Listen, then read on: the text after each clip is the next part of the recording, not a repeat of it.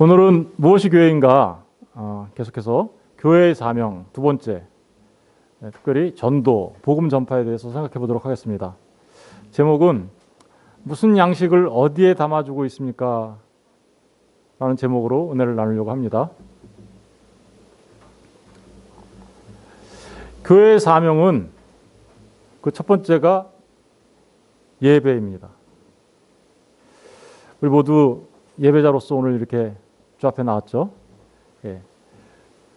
그런데 교회 사명은 여기서 멈추지 않습니다. 교회 사명은 그 두 번째는 전도입니다. 복음을 전파해야 하는 것이죠. 그래서 오늘은 교회 사명 그 두 번째 전도, 복음 전파에 대해서 생각해 보도록 하겠습니다. 무엇이 전도일까? 전도, 이 글자를 한자어로 풀어보니까 전할 전자에 길도자예요. 그러니까 한마디로 말하면 길을 전한다. 길을 전한다라는 건 뭔가요? 길을 알려준다 이런 의미가 있겠죠. 길을 알려주는 게 전도예요. 그런데 우리 길거리에 나가다 보면 도를 아십니까? 이런 사람들 만나봤어요? 안 만나보셨어요? 만나보셨죠? 이 사람들도 길을 알려주는 걸까요? 세상에 많은 종교들이 전부 다 길을 알려준다고, 도를 전한다고, 그죠? 그래서 이렇게 산속에 들어가서 이렇게 돌을 닦으면 어떻게 해요? 도사라고 그러죠, 도사. 예. 질문을 해봐야 되겠죠? 모든 도가 도인가? 진짜 모든 도가 도일까요? 예. 전하는 건 좋은데 도를 전해야 되는데 진짜 모든 도가 도일까? 그것은 퀘스천 마크가 있는 것이죠.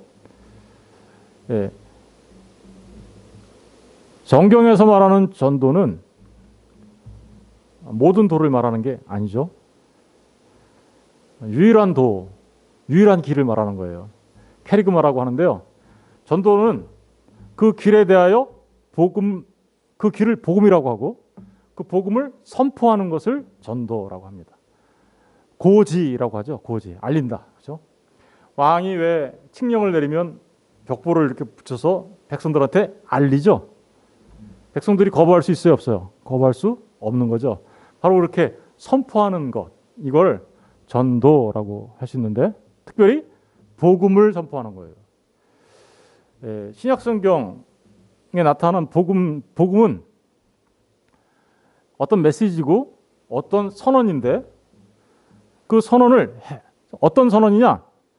헤럴드. 여러분 헤럴드 많이 들어보셨죠? 헤럴드 뉴스 그러면 뭐예요? 뉴스를 전하다 이런 뜻이거든요. 헤럴드 뉴스. 그러니까 뭔가를 전하는 것. 뭐를 전하는 걸까요? 하나님 혹은 그리스도를 전하는 것. 이걸 전 하나님의 계시를 전하는 것이라고 얘기할 수도 있어요. 그리스도를 전하는 것, 이것을 선포하는 것, 바로 그것을 전도라고 말할 수 있습니다. 왜 전도해야만 할까요? 왜? 크게 두 가지 이유로 우리가 생각해 볼 수 있는데 첫 번째 이유는 주님이 명령하셨기 때문입니다. 누가 명령하셨다고요? 주님이 명령하셨어요. 여러분 군대에서 군대 사령관의 명령을 어기면 어떻게 되나요? 명령 불복종죄가 되죠. 전쟁 시에 사령 및 장관의 명령을 불복종하면 어떻게 되나요? 사형이에요. 주님이 명령하셨어요. 주님은 우리의 왕이십니다. 십자가 군사화된 우리의 총사령관이십니다. 그런데 그분이 명령하셨어요. 그러면 우리는 어떻게 해야 돼요? 그 명령에 순종해야 하는 것이죠. 그래서 전도해야 돼요. 주님께서 우리에게 명령하셨습니다. 그 주님의 명령을 우리는 Great Commission이라고 하는데 대위대한 명령, 대위대한 위임 명령이라고 얘기하는 거죠. 마태복음 28장 19절 20절에 이렇게 기록하고 있습니다.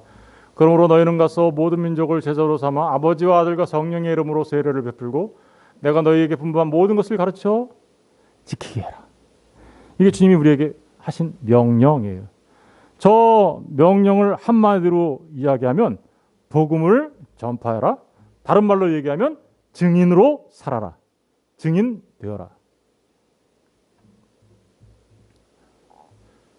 두 번째 우리가 전도해야 될 가장 중요한 이유는 전도는 자기 백성을 구원하시기 위해서 하나님께서 창세전에 택하신 자기 백성을 구원하시기 위하여 하나님이 정하신 은혜의 방편입니다. 그래서 전도해야 돼요. 창세전에 하나님이 하나님의 백성을 택하셨어요. 그 택하신 하나님의 백성을 역사 속에서 불러내세요. 그 불러내실 때 사용하시는 방식이 무슨 방식인가? 전도입니다. 고린도서 1장 21절에 보니까 하나님의 지혜에 있어서는 이 세상이 자기 지혜로 하나님을 알지 못함으로. 타락한 사람들은요, 죄 가운데 빠져 있는 사람들은 자기의 지혜로 하나님의 지혜를 알 수 없어요. 이 세상이 자기 지혜로 하나님을 알 수 없어요. 아니, 뭔가 조물주가 계신 것 같은데, 그래서 그 분을 경배하고 싶은데 잘못하니까 어떻게 해요? 피조물을 조물주로 바꿔서 숭배하죠. 그것을 그래서 뭐라 그래요? 우상 숭배한다고 얘기하는 거죠. 사람들은 절대로 알 수 없어요. 그런데 하나님께서 어떤 사람들에게, 하나님께서 택하신 자들에게 하나님께서 전도에 미련한 것, 다시 말하면 전도하게 하세요. 사람들이 보면 미련해 보여요. 그게 어떻게 십자가가 우리를 살리냐, 죽은 사람이 어떻게 우리를 살리냐, 이렇게 미련해 보여요. 말이 안 된다고 생각해요. 그런데 그 전도에 미련해 보이는 그 전도가 믿는 자들을 구원하시기를 기뻐하셨다. 다시 말하면 그 전도의 방법으로 믿는 자들을 구원하신다. 하나님께서 정하신 방법이에요. 하나님께서 하나님의 백성을 구원할 때 다른 방법이 있나요? 없어요. 반드시 누군가를 통해서 복음이 전파되게 하시고 그 전파된 복음을 통하여 구원받는 백성이 나오게 하신 거죠. 제가 이건 여러 번 말씀드렸는데, 하나님이 그냥 하나님 마음대로 막 이렇게 구원하실 것 같으면 목사도 필요 없고 선교사도 필요 없죠. 그죠? 그런데 목사와 선교사를 왜 두세요? 믿는 사람들을 통해서 왜 입을 열게 하세요? 그것은 그 사람들을 통하여서 복음이 선포되게 하시고, 그 복음이 선포될 때 성령님이 역사하셔서 그들을 구원해 내시는 것이죠. 정하신 거예요. 그러니까 우리는 전도해야 합니다. 우리가 전도할 때 죽었던 자가 살아나는 거예요. 사도행전 18장 9절과 10절에 보니까 밤에 주께서 환상 가운데 바울에게 말씀하시되 두려워하지 말며 잠잠하지 말고 말하래요. 두려워하지 말아라. 잠잠하지 말아라. 말해. 고린도 지역에 갔더니 막 해칠 것 같아요. 사람들이 복음을 전하면. 예? 그래서 사도 바울이 약간 주저했어요. 무서워했어요. 그랬더니 하나님께서 두려워하지 마. 잠잠하지 마. 전해. 왜 그랬을까요? 하나님이 10절에 나오죠. 내가 너와 함께 있음에 어떤 사람도 너를 대적하여 해롭게 할 자가 없을 것이니 네가 복음을 전할 때 내가 너를 지켜줄 거야. 그러니까 전해 라고 얘기하면서 그 전해야만 하는 이유를 설명하세요. 왜 설명할까요? 네, 전해야 되는 이유를 분명히 알아야 선포하니까. 그 이유가 뭐예요? 이는 이렇게 됐죠. 왜냐하면 이런 뜻이에요. 왜냐하면 이 성 중에 내 백성이 많습니다. 그러니까 거기 바울이 있는 그곳에 하나님의 백성들이 많다라는 거예요. 그 하나님의 백성들이 하나님 앞에 불려오려면 바울이 뭘 해야 돼요? 말해야 돼요. 뭐를? 복음을 전해야 된다. 복음을 전할 때 하나님의 백성들이 나오게 된다라는 것을 말하고 있는 것입니다. 전도. 그렇다면 전도는 우리에게 의무인가요? 특권인가요?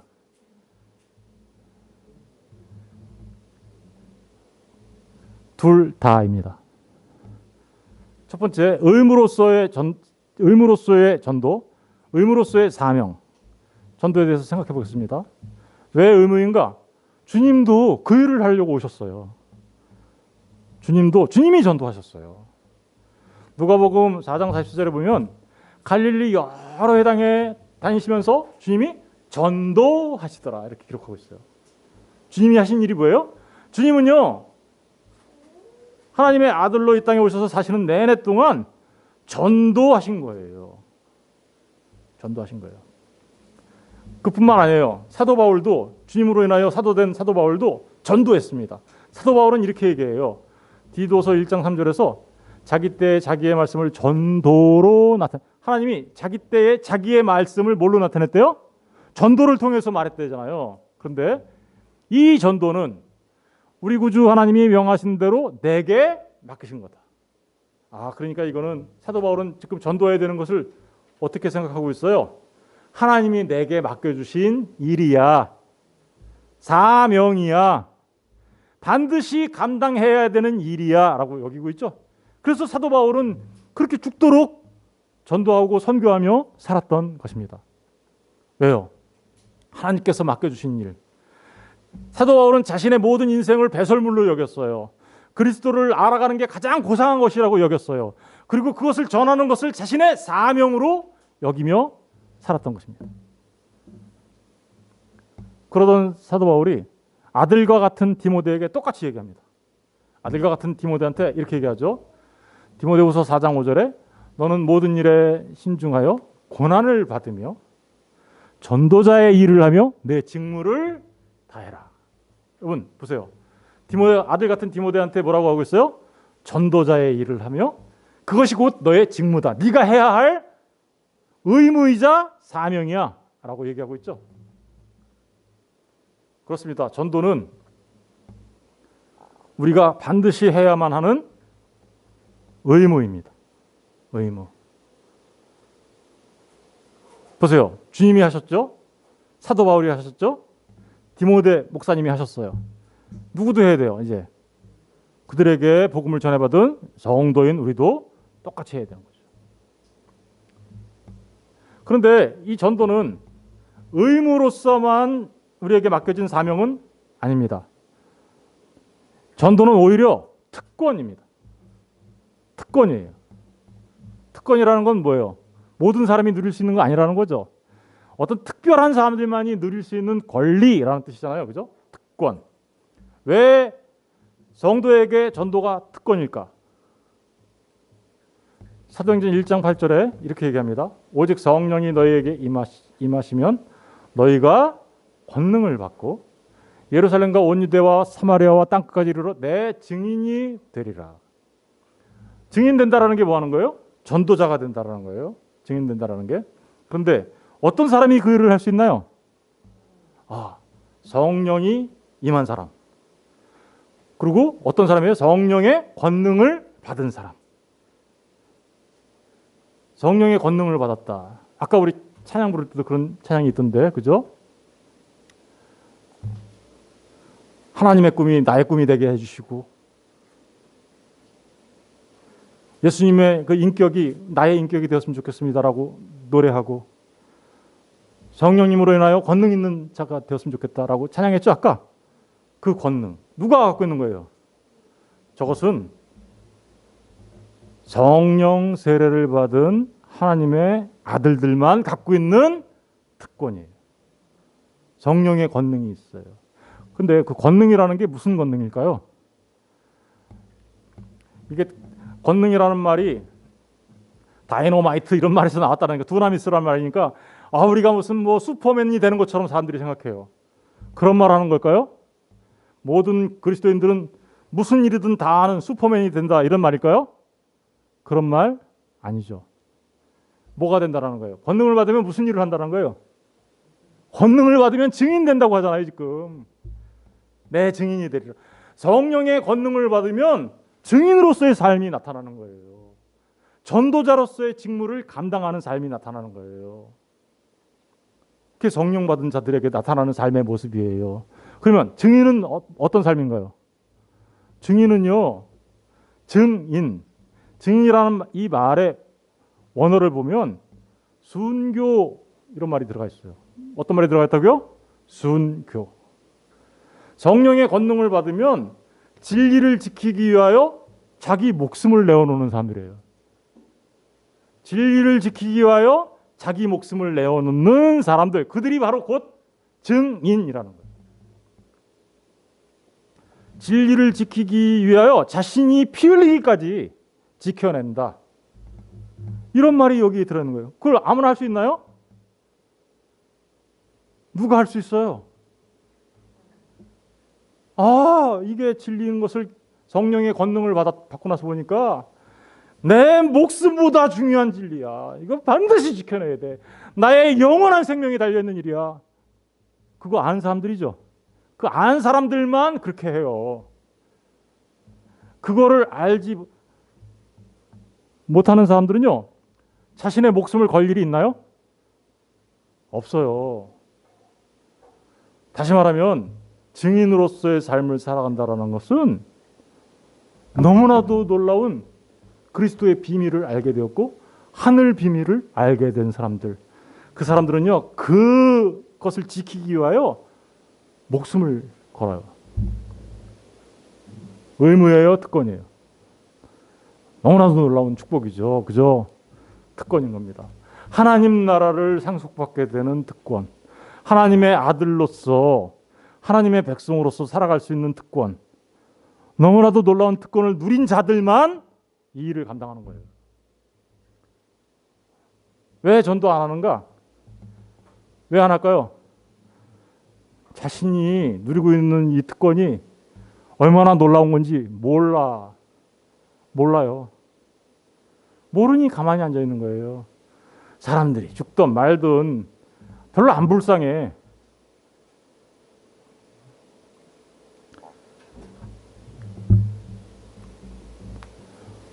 오직 성령이 너희에게 임하시면 너희가 권능을 받는다. 이 말이 얼마나 놀라운 특권인지 여러분 꼭 기억하셔야 합니다. 마태복음 28장 20절에도 예수님이 이렇게 얘기했죠. 내가 너희에게 분부한 모든 것을 가르쳐 지키게 하라. 이렇게 위임명령하셨어요. 그죠? 그런데 그러면서 뭘 약속하셨나요? 볼지어다 내가 세상 끝날까지 너희와 항상 함께 할 거다. 여러분, 정말 증인으로서의 삶을 살아가는 사람들에게 주님이 항상 함께 하시는 거예요. 믿으십니까? 주님 함께하여 주옵소서. 말로만 그렇게 하지 마시고 증인으로 사세요. 그러면 되는 거예요. 그러면 그 주님이 항상 내가 너와 함께할 거다. 세상 끝날까지. 그런데 그분이 어떤 분이신지 아세요? 마태복음 28장 18절에는 이렇게 기록하고 있어요. 바로 앞에서 하늘과 땅의 모든 권세를 갖고 계신 주님 받았습니다. 하늘과 땅의 모든 권세를 갖고 계신 그 주님이 증인으로 사는 하나님의 사람들과 세상 끝날까지 항상 함께하는 것이죠. 이보다 더 놀라운 특권이 어디 있습니까? 그러니까 증인으로 사는, 전도자로서 사는 삶은 기쁘고 즐거운 일인 거예요. 왜요? 주님이 함께 하시는 삶이기 때문에. 성령의 권능을 받은 삶이기 때문에. 너희와 항상 함께 있으리라. 잊지 마십시오. 그러면 이제 전도해야 되니까 뭔가 전해야 될 거 아니에요, 우리가. 그죠? 그럼 무엇을 전해야 할까?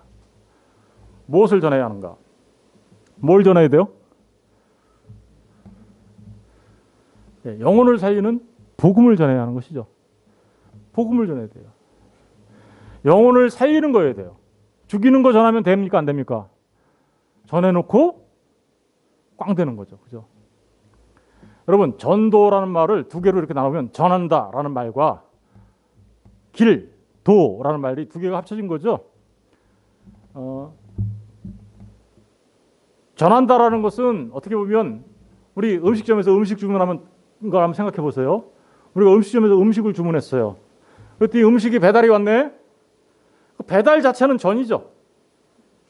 배달과 관련된 것. 다시 말하면 배달과 관련된, 예를 들어서 누군가가 오토바이를 타고 왔으면 전이죠, 그것도. 누군가가 그 음식을 싸오려면 그릇이 필요한 것도 전에 해당되는 거죠. 전달할 때 필요한 도구들이에요. 배달, 그릇 이런 것들은. 퀵서비스 뭐 이런 거 전부 다.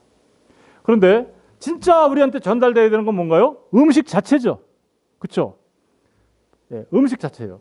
그러면 그게 도에 해당되는 거죠. 그 도에 해당되는 것이, 근데 그 음식이 상했어. 그러면 퀵서비스로 오든 금그릇에 담겨오든 소용이 있나요 없나요? 금그릇에 엄청나게 빠르게 1분 만에 왔어. 쫙 하고. 그런데 음식이 썩었어. 그럼 어떻게 해요, 여러분? 요즘 사람들은 뭐 그냥 가차 없더라고요. 전화를 해서 항의를 하고 심지어는 막 손해배상을 청구하고 막 이러잖아요. 그런데 여러분들은 어떻게 해서 복음을 전한다거나 복음을 전달받을 때 썩은 음식, 상한 음식 와도 그냥 아이 빨리 왔으니까 좋네. 아이고 그릇이 예쁘니까 좋네. 이러고 있나요? 정말 무엇을 전해야 하는가 이게 굉장히 중요한 겁니다. 그죠? 아무리 좋은 그릇, 아무리 빨리 와도 상한 음식, 예를 들면 다른 복음이 전해지거나 다른 예수가 전해지거나 다른 성령에 대해서 이야기한다면 그것은 아무리 빨리, 아무리 좋은 그릇에 아무리 멋있는 사람이 갖다 주어도 그것은 꽝인 거예요.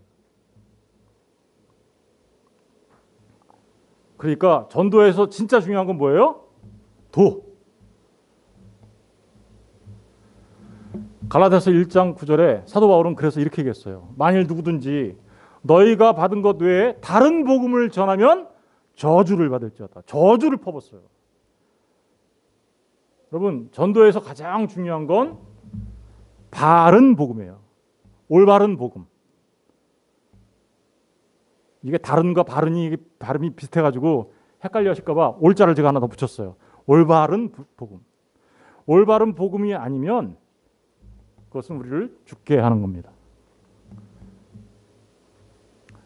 보세요. 전도에 있어서 가장 중요한 건 뭐예요? 그러니까 영혼을 살리는 복음 선포를 해야 되는 거죠. 고린도서 15장 34절. 그럼 복음이 뭔가? 복음은 명확하게 얘기하고 있어요. 내가 받은 것. 사도 바울은 내가 받은 것을 먼저 너에게 전했다. 아유, 사도 바울이 어떻게 했어요? 내가 받은 것을 전했다. 전도하고 있죠. 그죠? 예? 근데 뭐 어떻게 했대요? 성경대로 했대요. 성경대로. 근데 성경대로 한 게 두 가지가 있네요. 한 가지는 첫 번째 그리스도께서 우리 죄를 위하여 죽으시고 십자가죠. 장사되시고 십자가. 그리고 성경대로 사흘 만에 다시 살아. 십자가와 뭘 전했어요? 부활. 복음의 핵심은 십자가와 부활입니다. 그렇죠? 십자가와 부활 없는 복음 전파는 온전한 복음 전파가 아닌 것입니다. 잘못하면 그게 상한 음식이 될 수 있는 거예요. 우리를 죽여요. 다른 예수, 다른 복음, 다른 영이 될 수 있다는 거예요. 그러면 십자가와 부활, 그러니까 십자가와 부활 너무 간단한데요? 그런가요? 그렇지 않습니다. 이 복음은 여러분 잘 생각하셔야 돼요. 누구인지 그 실체를 먼저 한번 볼게요. 요한복음 14장 6절 다 같이 읽어볼게요. 시작. 예수께서 이르시되 내가 곧 길이요 진리요 생명이니 나로 말미암지 않고는 아버지께로 올 자가 길을 가르쳐주는 거죠. 그런데 지금 주님 자신을 뭐라고 하고 있어요? 내가 곧 길이요라고 얘기하고 있죠. 무슨 길인가요? 내가 곧 생명으로 가는 길이야. 내가 곧 진리인데 생명으로 가는 진리야. 그래서 길이요 진리요. 길과 진리는 생명을 이렇게 설명하고 있다고 보시면 돼요. 무슨 얘기인지 아시겠어요? 생명. 근데 그 생명의 주인은 누구세요? 하나님이시죠. 그러니까 그렇게 나로 말미암지 않고는 내가 길인데 내가 어디로 가는 거냐면 생명으로 가는 길인데 그 생명의 주인 대신 누구한테 가는 거예요? 아버지 하나님께 가는 거야. 길은요 하나밖에 없어요. 그래서 이 길 아니면 생명으로 갈 수 없어요. 다시 말하면 복음을 선포한다라는 것은 우리 주 예수 그리스도를 선포하는 거예요. 이해하셨습니까? 보세요. 히브리서 10장 20절엔 이렇게 기록하고 있어요. 그 길은 이것도 길 이렇게 나오네요. 그죠? 그 길은 우리를 위하여 휘장 가운데로 열어놓으신 새로운 살 길이야. 생명의 길이야. 주님이 만드신 길이야. 이렇게 얘기하고 있죠. 그런데 휘장은 곧 그의 육체니라. 이렇게 얘기하고 있죠. 뭘 얘기하는 건가요? 십자가를 얘기하는 거예요. 십자가의 부활을. 여러분, 성막이 있어요. 성막은 앞에 마당이 있고 안에 들어가면 성소가 있고 더 안으로 들어가면 지성소가 있어요. 지성소에 하나님이 임재하고 계세요. 지성소에 사람이 들어가면 죽어요. 아무도 들어갈 수 없어요. 그런데 죄인은 들어갈 수 없어요. 그런데 번제단에서 죽은 유월절 어린 양의 피를 들고 대제사장이 1년에 한 번 거기 들어갈 수 있어요. 누굴 들고? 십자가의 피 흘리신, 십자가에서 우리 죄를 사하시기 위하여 죽으신, 피 흘리신 우리 주 예수 그리스도, 하나님의 어린 양 대신 예수 그리스도의 피를 들고 들어갈 수 있는 곳이에요.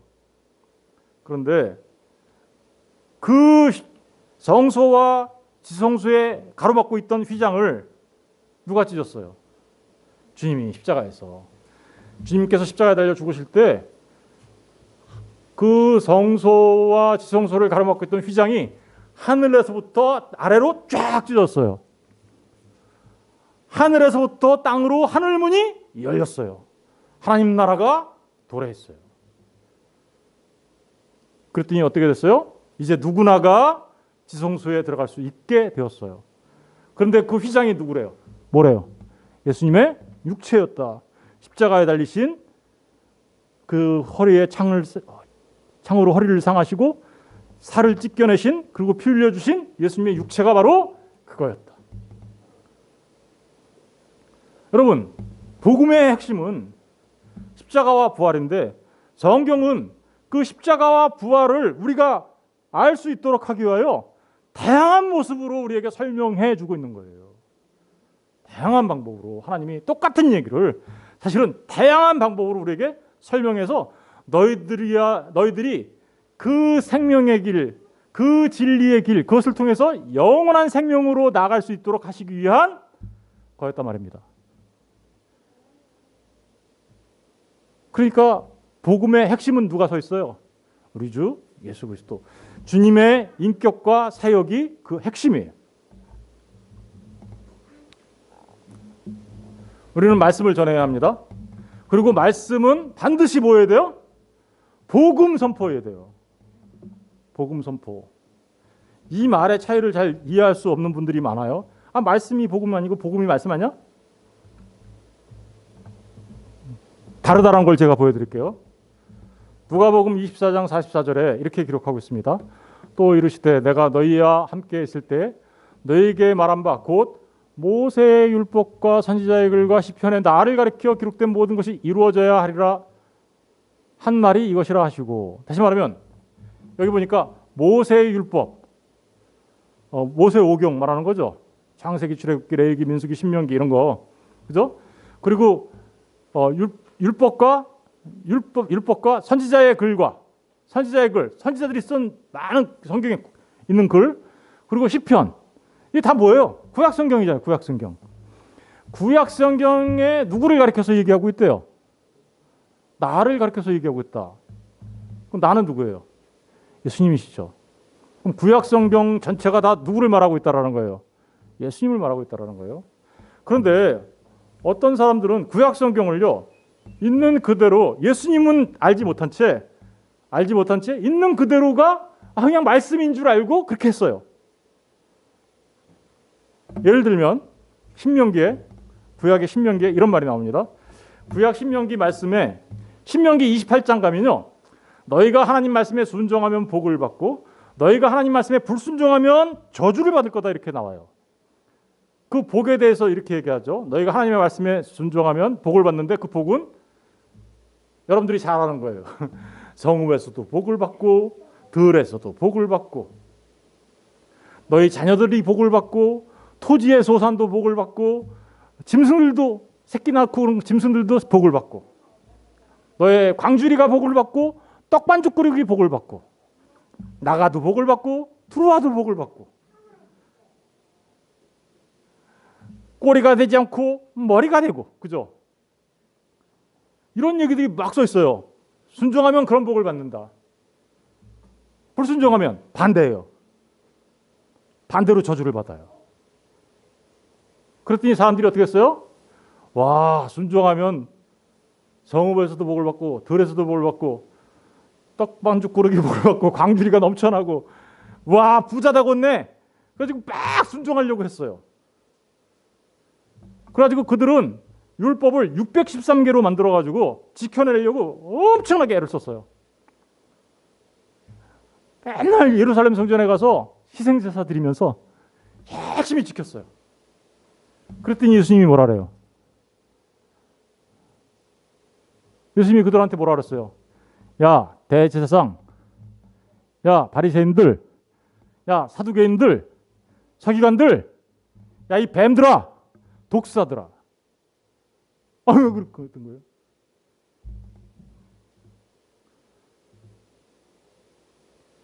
여러분, 그들이 그렇게 한 거는 순종한 게 아니라 뭐 한 거예요? 불순종한 거야. 불순종. 왜 그럴까요? 왜 그들은 하나님의 말씀을 그렇게 죽으라고 지키려고 애를 썼는데 주님은 너희들은 불순종한 거야. 너희들은 뱀이고 독사야. 너희들은 저주를 받을 자들이야. 화 있을진저 하면서 얘기하잖아요. 그죠? 왜 그러셨을까? 그들은요, 구약 성경을 보면서 메시아이신 주님을 본 것이 아니라 그냥 자기들의 힘으로 어떻게 하면 복을 받을까 이렇게 했기 때문에 그래서 결국은 저주를 받게 된 거예요. 여러분, 구약 성경을 보면서 우리 누굴 봐야 된다고요? 여기 써 있잖아요. 나를 가리켜서 기록한 거다. 그럼 구약 성경 보면서 우리는 그런 얘기를 들으면서 무슨 얘기를 들어야 돼요? 그렇죠. 예수님을 믿으면 그게 순종이에요. 예수님을 안 믿으면 그때부터 그게 뭐예요? 불신이에요. 그런데 그 불신이 뭐예요? 불순종이에요. 그래서 예수님을 믿으면 영생을 얻게 되는 거고 예수님을 믿지 않는 그 자체가 불순종이기 때문에 영벌, 저주를 받게 되는 거예요. 그래서 죄의 기준이 요한복음에 가서 보면 예수님을 영접했느냐 안 했느냐로 갈리는 거예요. 그렇다면 구약 성경을 보면서 여러분의 집안에 떡반죽 그릇이 넘쳐나고 싶으세요? 머리 되고 싶으세요? 꼬리 안 되고 싶으세요? 열심히 지키세요. 이렇게 해야 돼요. 예수님을 바로 알고 예수님을 믿는 하나님의 사람이 되어 예수님의 사람으로 살아가십시오라고 얘기해야 돼요. 어떻게 얘기해야 돼요? 보세요. 말씀은 반드시 뭐가 돼야 된다고요? 복음 선포가 돼야 된다. 그래서 그렇지 않으면 죽어요. 그렇지 않으면 상한 음식 되는 거예요. 사도행전 28장 23절에 이렇게 나옵니다. 바울이 아침부터 저녁까지 강론하여 말씀을 가르쳤어요. 그런데 하나님 나라를 막 증거했는데요. 뭘로 했나 보세요. 모세의 율법과 선지자의 말을 구약 성경 갖고 했네요. 사도 바울도. 그런데 모세의 율법과 선지자의 말을 가지고 뭐 했대요? 예수의 일로 권하더라. 보세요. 구약 성경을 보면서 누구를 깨달아 알게 된 거예요? 예수님의 일. 그래서 복음 선포해야 한다고 얘기하는 거예요. 예수님이 선포되지 않으면 그것은 상한 음식이에요. 그러니까 우리는 이를 위해서 어떻게 해야 돼요? 진리를 알아가려면 열심히 진리를 공부하고 열심히 알아가야 되는 거죠. 그래서 예배에 나와야 되고 교회에서 말씀을 공부해야 하는 이유가 바로 여기에 있는 거죠.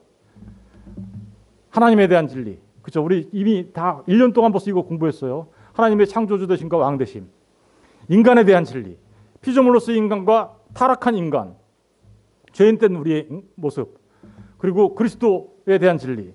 주님만이 우리의 그리스도가 되신다라는 사실. 주님은 하나님이실 때 동시에 사람이시다. 그분이 우리의 구주 되시고 우리의 왕 되신다.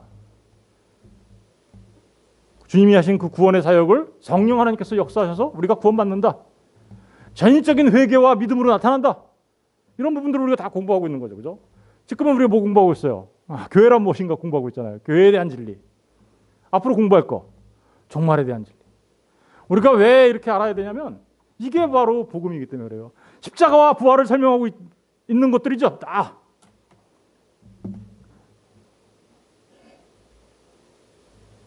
말씀으로 세워지는 게 너무너무 중요한 겁니다. 그러면 이제 어떻게 우리가 전도해야 되는데 어떻게 해야 돼요? 어떻게? How to? 전도란 복음을 전하는 건지 알았어요. 복음, 음식 전하는 건지 우리 알았어요. 다른 음식 전해야 되죠. 그죠? 그런데 어떻게 전해야 돼요? 그 전하는 게 여러 가지 방식이 있다고 했죠. 그죠? 뭐 오토바이 타고 배달하든 뭐 차를 타고 배달하든 배달하는 방식은 다양한 걸어서 배달하든 여러 가지 방식이 있어요. 그리고 배달하는 도구도 어떤 건 금그릇, 어떤 건 뭐 나무 그릇, 어떤 거는 질그릇, 그릇도 다양할 수 있어요. 종이 그릇 뭐 다양할 수 있어요. 그런데 중요한 건 전달하는 방법이 중요한 게 아니고, 잘 생각해 보세요. 종이 그릇, 금 그릇, 은 그릇, 질 그릇. 근데 금 그릇이 딱 담아갖고 오면 너무 좋은데 금 그릇이 너무 지저분해. 너무너무 지저분해. 겉보기에 와 반짝반짝 되기는 하는데 너무 더러워. 거기다가 음식을 딱 담아서 배달했네. 어떻게 하실 것 같으세요, 여러분? 아니 뭐 오토바이 타고 오든 뭐 걸어오든 그건 상관없어. 그릇이 그냥 더러워서 진짜 먹을 수가 없어 이거. 그럼 어떻게 할 것 같아요?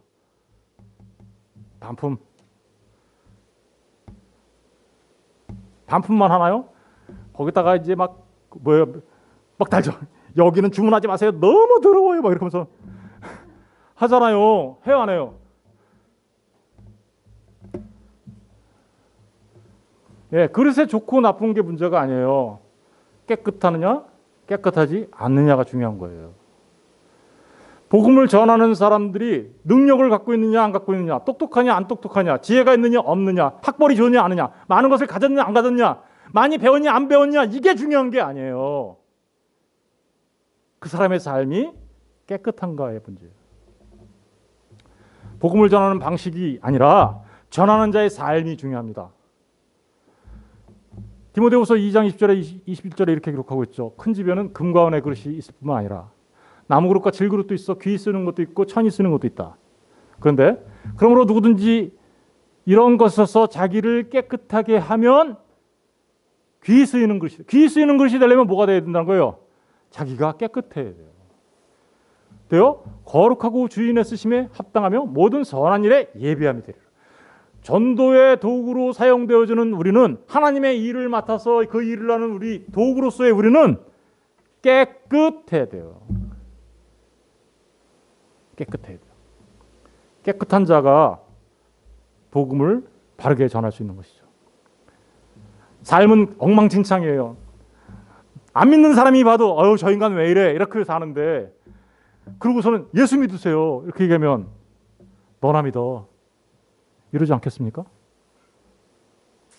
네 꼴 보니까 나는 못 믿겠다 그러는 거잖아요. 교회 왔더니 진짜 꼴 보기 싫은 인간이 딱 있어. 나 이 교회 안 나와 이러지 않겠어요? 우리가 얼마나 우리의 삶이 깨끗해야 하는지를 잘 말해주고 있는 것이죠. 생명의 양식, 복음을 주는 방식은 다양해요. 그렇죠? 어떤 사람은요, 무슨 고구마 전도, 무슨 전도? 악어 이빨 한 번 물면 안 나는 악어 이빨 전도 이런 거 막 하더라고요. 그런 게 중요한 게 아니에요. 그런 열심히 그것을 내가 폄하하려고 그러는 건 아니에요. 그런데 진짜 중요한 것은 그 사람의 삶의 모습이에요. 그런데 그 삶의 모습 속에서 우리가 다양한 방법으로 할 수 있죠. 개인이 1대1로 할 수 있어요. 그죠? 제가 이제 음식 배달하는 거니까 급식이라는 말을 쓸게요. 개인이 이렇게 복음을 전해주면 뭐예요? 개인 급식이죠. 개인 전도라고 말할 수 있어요. 개인 전도. 개인 전도만 있나요? 이 개인 전도를 잘하는 사람은 진짜 은혜 받아요. 왜냐하면 전하려면 자기가 알아야 되잖아요. 자기가 아는 것을 전하기 때문에 진짜 은혜 받습니다. 전하고 나서 그 사람이 또 예수 믿고 이렇게 구원받는 일이 벌어지잖아요. 춤춰요. 해보시라니까 그게 얼마나 즐거운 일인지, 얼마나 기쁜 일인지. 그런데 개인 급식만 있는 거 아니죠. 단체 급식도 있어요. 단체 급식은 어디서 하는 거예요? 교회에서 하는 겁니다. 예배가 단체 급식이에요. 예배가 예배를 통해서 어떻게 돼요? 말씀이 선포되어지잖아요. 그렇죠? 아유, 목사님, 저는 개인 급식하기가 너무 어려운 것 같아요. 그래서 데리고 왔어요. 데리고 왔어요. 데리고 온 것 자체는 전도회 아니에요. 아직은 음식 안 줬잖아요. 그죠? 그건 전도라고 말할 수 없어요. 데리고 온 것뿐이야. 그런데 목사님이 거기다가 데리고 왔더니 어떻게 해요? 음식을 딱 먹여주네? 요걸 협력 전도라고 하는 거예요. 성도가 데리고 왔더니 단체 급식을 통해서 진짜 좋은 음식을 딱 먹여야 되는 거죠. 상한 음식 전하면 돼요, 안 돼요? 안 되는 거죠. 예배를 통해서 하는 겁니다. 지역교회가. 급식 요거 두 가지만 있나요? 아니에요. 한 가지 더 있어요. 찾아가는 급식. 방문 급식도 있어요. 방문 급식은 뭐예요? 예? 선교라고 하는 거예요, 이걸. 선교. 타문학관이나 오지나 이런 데 찾아가서 복음 듣기 어려운 사람들한테 음식 배달 왔어요. 그러면서 가서 이렇게 나눠주는 거. 그러면서 그걸 진짜로 거기 가서 복음을 전하면 선교라고 하잖아요. 복음은 이렇게 다양한 방식으로 전파됩니다. 누구한테 전해야 할까요? 아는 사람한테 해야 될까요? 낯선 사람한테 해야 될까요? 누구한테?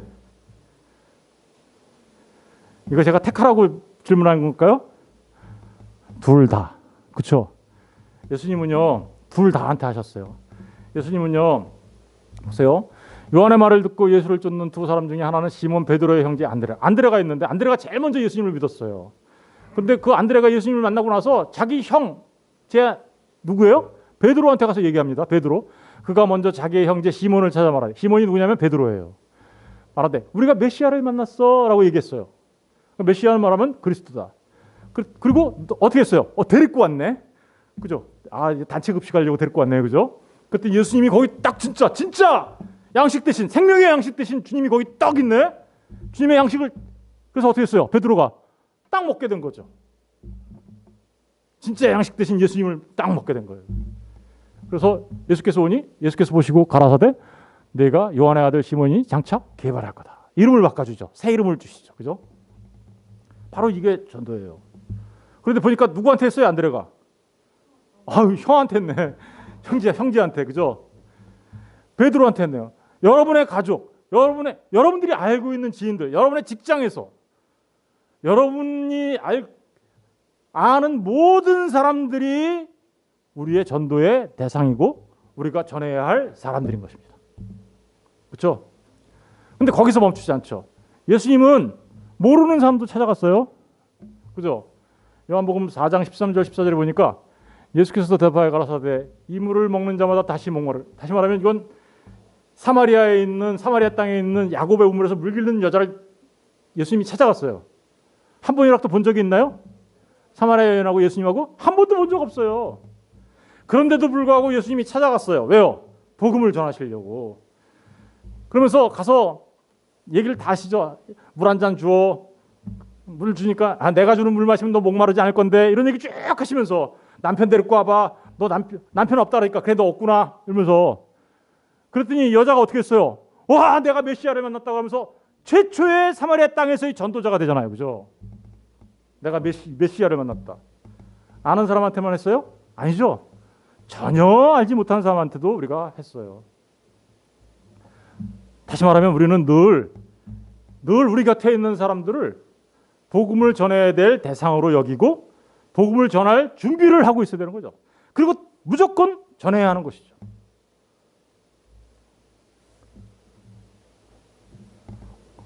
여러분, 저와 여러분 모두는 고아와 과부를 불쌍하게 여겨야 합니다. 고아와 과부를 불쌍하게 여겨야 한다. 여러분, 진짜 성도라면, 아까 성령의 권능을 받은 자라면 사람들을 보고 불쌍하게 여겨요. 왜냐하면 예수님이 얘기하셨어요. 긍휼히 여기는 자는 복이 있다. 그들이 긍휼히 여김을 받을 것이다. 사실은 저에게는 반대라고 그랬죠. 복 있는 사람은 긍휼히 여기는 자다. 왜냐하면 긍휼히 여김을 받았기 때문에. 이런 말이에요. 주님이 우리를 불쌍히 여겨주셔서 하나님의 백성으로 불러주셨어요. 긍휼히 여김을 받은 자예요. 그들은 복이 있는 자죠. 그런데 그들에게도 똑같은 마음이 생기죠. 긍휼히 여김을 받았기 때문에 다른 사람을 또 역시 긍휼히 여긴단 말입니다. 저거는 긍휼히 여겨야 긍휼의 여김을 받는다라는 조건을 말하는 것이 아니라 이미 긍휼함을 여김을 받은 사람들이 그 은혜와 축복에 감격하여서 다른 사람을 불쌍하게 여기는 삶을 산다, 이런 뜻이에요. 누가 불쌍해요? 고아와 과부가 불쌍하죠. 그럼 고아와 과부는 누구일까요? 문자 그대로의 고아와 과부예요? 그것도 포함돼요, 물론. 그러니까 우리는 그들에게 먹을 거 주고 입을 거 주는 거, 구제 사역하는 거 너무너무 중요해요. 그런데 먹을 거 입을 거 주었는데 그러다가 지옥 갔어. 그럼 진짜 구해 준 거예요? 그거? 아니죠. 고아와 과부를 진짜 불쌍히 여겨서 진짜 먹을 거 줘야 되죠? 진짜 음식 전해줘야 되죠? 그럼 고아와 과부한테 진짜 음식 전해주는 거, 그 뭐예요? 야고보서 1장 27절에 보니까 하나님 아버지 앞에서 정결하고 더러움이 없는 경건은 곧 고아와 과부를 그 환난 중에 돌보는 거래요. 모든 환난 속에 있는 사람들이 사실은 누구냐면 고아와 과부예요. 왜 그럴까요? 고아가 무슨 뜻이에요? 전도는요, 고아에게 아버지, 하나님 아버지를 만나게 해주는 거예요. 하나님 아버지 없는 사람들이 고아죠? 그런데 우리가 도를 전했어요.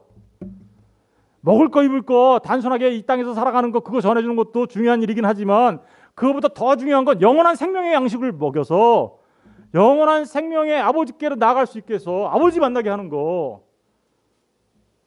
이 세상에 있는 사람들은요, 예수를 모르는 사람들은 다 고아인 거예요. 그러니까 다. 왜요? 하나님 아버지가 없잖아요.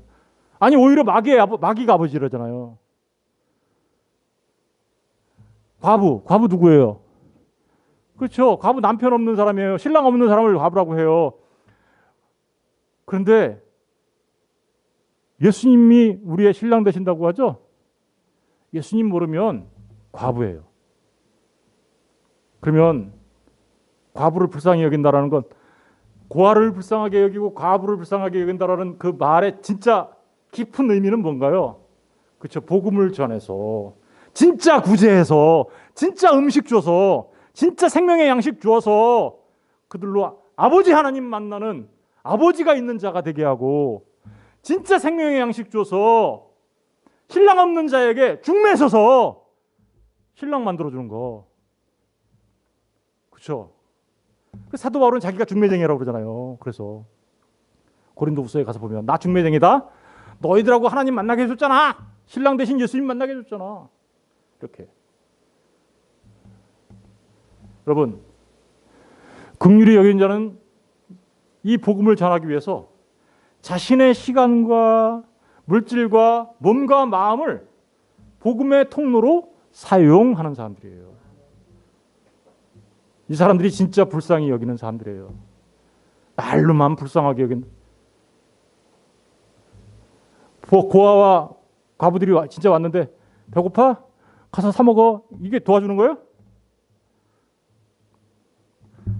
마리 앙뚜아네트야.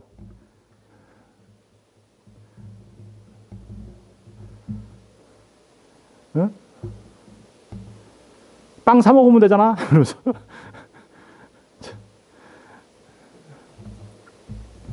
여러분, 진짜로 불쌍하게 여기는 자가 되시길 원합니다. 그래서 고아와 과부에게 진짜 긍휼을 베푸는 그런 삶, 그게 바로 전도예요. 우리 같이 한번 찬양 한번 불러볼게요. 눈을 들어 하늘 보라, 어지러운 세상 중에 곳곳마다 상한 영의 단식 소리 들려온다. 빛을 잃은 많은 사람, 길을 잃고 헤매이며 탕자처럼 기지나니 믿는 자여 어이할꼬. 길을 잃고 헤매는 자들 길 찾게 해주는 거. 수많은 사람들이 빛을 잃고 어둠에서 살아가는 사람들, 탕자처럼 아버지를 떠난 사람들 빛을 찾게 해주고 어둠에 있는 그들에게 길을 잃어버린 사람한테 길 대신 예수를 만나게 해주고 탕자처럼 아버지를 떠난 사람들로 하여금 다시 아버지께로 돌아올 수 있게 하는 거 어떻게 할 거예요? 물어보잖아요. 믿는 자여 어떻게 할 거냐고. 그거에 대한 답이 전도인 것입니다. 어떻게 전도해야 되는지 2절에 나와요. 우리 같이 읽어볼게요. 눈을 들어 하늘 보라. 어두워진 세상 중에 외치는 자 많건만 생명수는 말랐어라. 죄를 대속하신 주님 선한 일꾼 찾으시나 대답하리 어디 있나 믿는 자여 어이할꼬. 외치는 자 많아요. 그런데 상한 음식 전해주면 아무 소용없어요. 생명수를 전해줘야죠. 그죠? 그 생명수를 전하라고 주님이 선한 일꾼을 찾으세요. 누가 대답하실래요? 선한 일꾼. 주님, 제가 여기 있습니다. 저를 사용해 주세요. 그게 바로 우리가 대답해야 될 대답인 것이죠. 이사야 선지자는 누가 갈래? 그랬더니 주님 내가 여기 있사오니 나를 써 주소서 이렇게 대답하셨어요. 주님 내가 여기 있으니 나를 써 주십시오 라고 말하는 우리 새소망의 모든 사람들 되었으면 좋겠습니다. 주저하지 마세요. 전도는요, 말하는 기술과 개인 능력에 달려있는 문제 아니에요. 사람들이 자꾸만 전도를 어렵게 생각하는 것은 자기가 뭔가를 잘해야 된다고 생각하기 때문에 그래요. 요새 전도 절벽이라는 말이 생겼어요. 요새 뭐 전도한다 그러면 괜히 남의 교회 다니는 사람들 빼오는 거 그런 게 전도인 줄 알아요. 아니에요. 전도는 아까 말했잖아요. 고아와 가부된 자에게 아버지 만나게 해주고 신랑 없는 자들에게 신랑 만나게 해주는 게 전도라고 했잖아요. 그런데 그게 마치 내가 무슨 언변이 뛰어나고 지식이 많아야 되고 내가 능력이 있어야 되는 줄 알고 있어요. 그러다 보니까 전도 절벽이라는 말이 생겼어요. 전도를 안 해. 못하는 걸로 생각해. 왜 그럴까요? 자기한테 달렸다고 생각하니까. 그런데 꼭 기억하세요. 전도는 우리의 능력과 우리의 지혜와 우리의 기술로 달려있는 게 스킬의 문제가 아닙니다. 주님은 그냥 말해라. 그러면 내가 할게. 이렇게 얘기하세요. 보세요.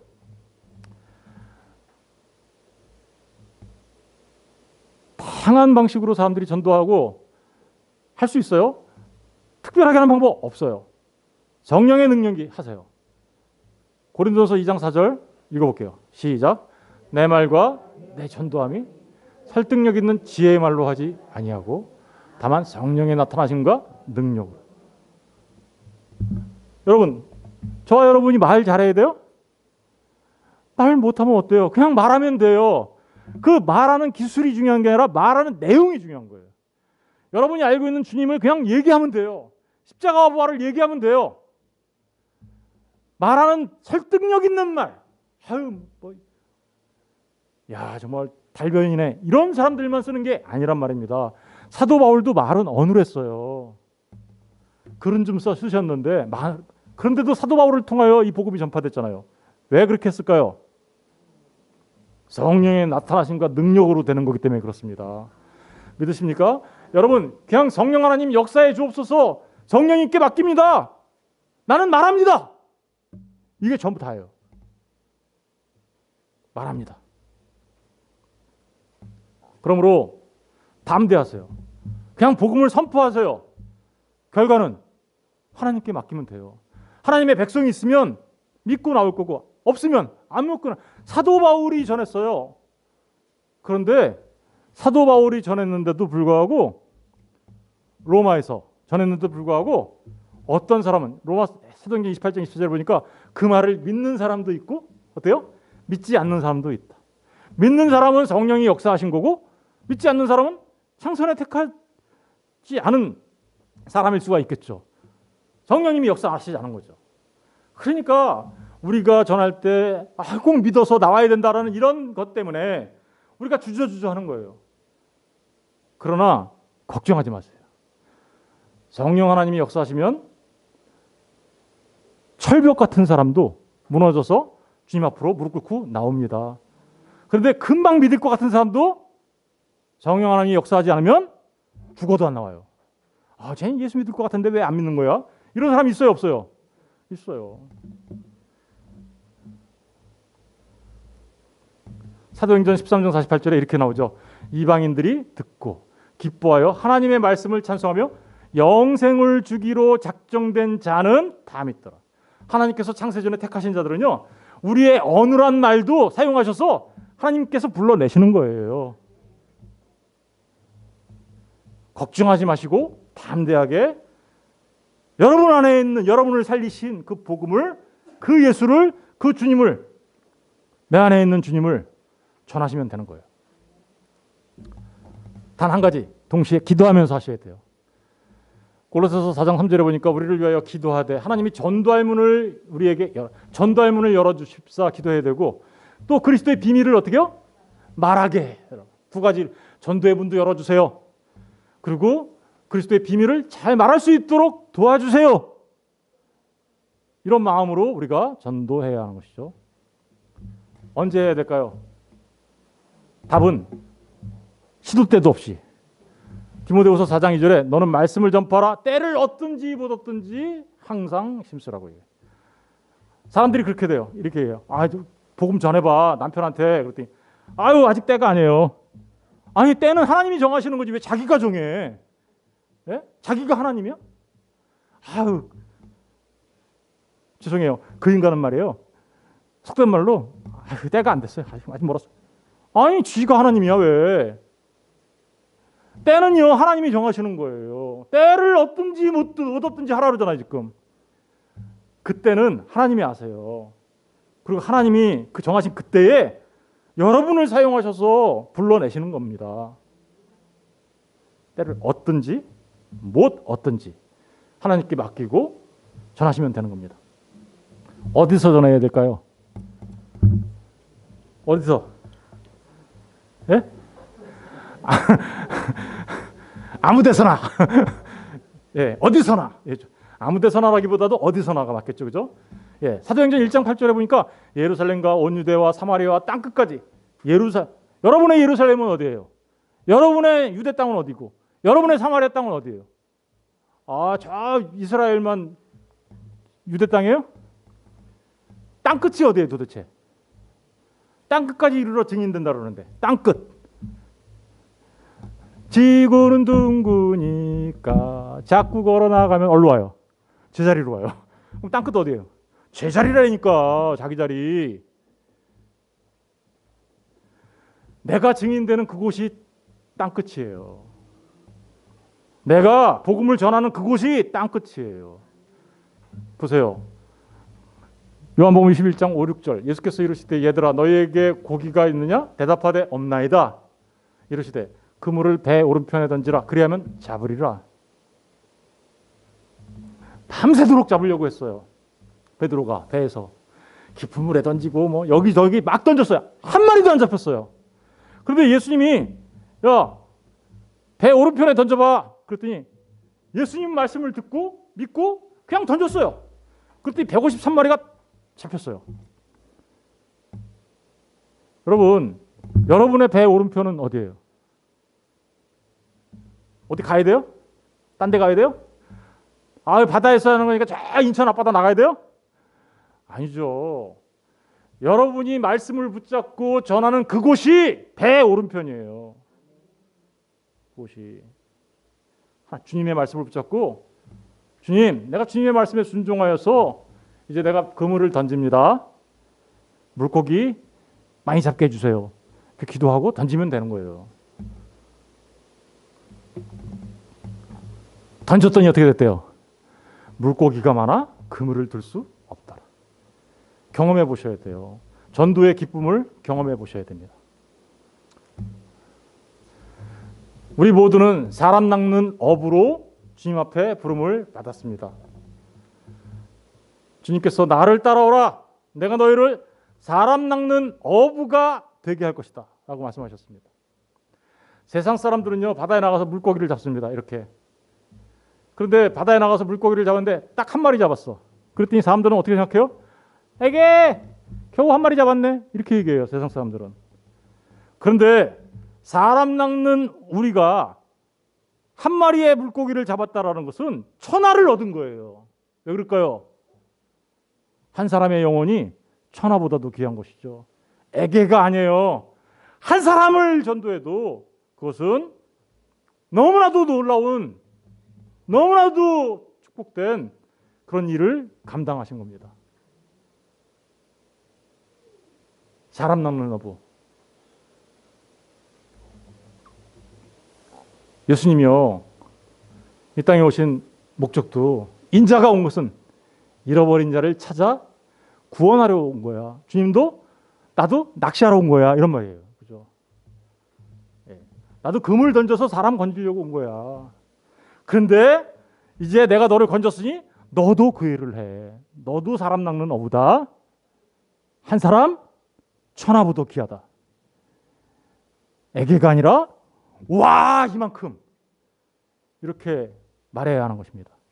저는 저와 여러분이 사람 낚는 어부로서 그 사명을 잘 감당하는 하나님의 사람들 되시기를 주의 이름으로 축원드립니다.